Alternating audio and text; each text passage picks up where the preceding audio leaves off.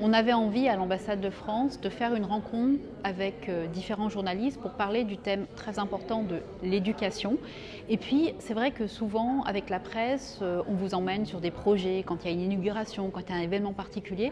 Et là c'était plutôt d'avoir une discussion un petit peu à bâton rompu pour aborder tous les enjeux et puis surtout réunir à l'ambassade de France aussi tous les acteurs, parce qu'il y a plusieurs services qui vont travailler sur ce sujet-là. On a une approche que je qualifie souvent d'holistique, une approche très globale sur l'éducation, c'est-à-dire qu'on va intervenir avec tous nos outils, à la fois sur le secteur privé et sur le secteur public, sur le scolaire et sur l'universitaire, sur l'enseignement général et sur l'enseignement technique et professionnel.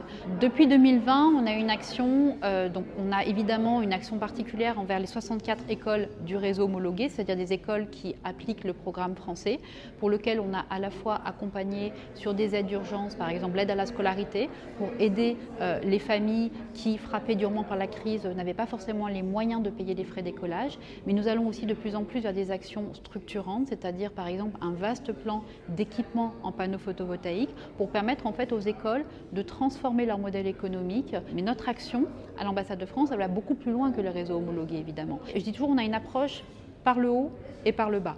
Par le haut, c'est le soutien aux réformes, au plan de réforme du ministère libanais de l'Éducation nationale. Donc on va fournir de l'expertise, par exemple sur la formation des enseignants, sur la réforme des curricula, au travers du fonds TREF, qui est soutenu par l'AFD. C'est un fonds porté par l'UNICEF avec plusieurs bailleurs, dont la France avec l'AFD. Ça, c'est une première chose.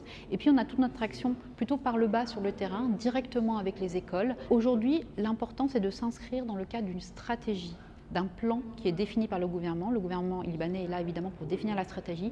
Qu'est-ce qu'il veut faire pour le système éducatif libanais? Et ensuite, la France, comme les autres bailleurs, nous nous insérons dans cette stratégie et nous proposons de l'accompagnement sur les différents secteurs. Jamais de substitution, c'est pour ça qu'on s'inscrit dans une stratégie étatique. Et ça, c'est vraiment important.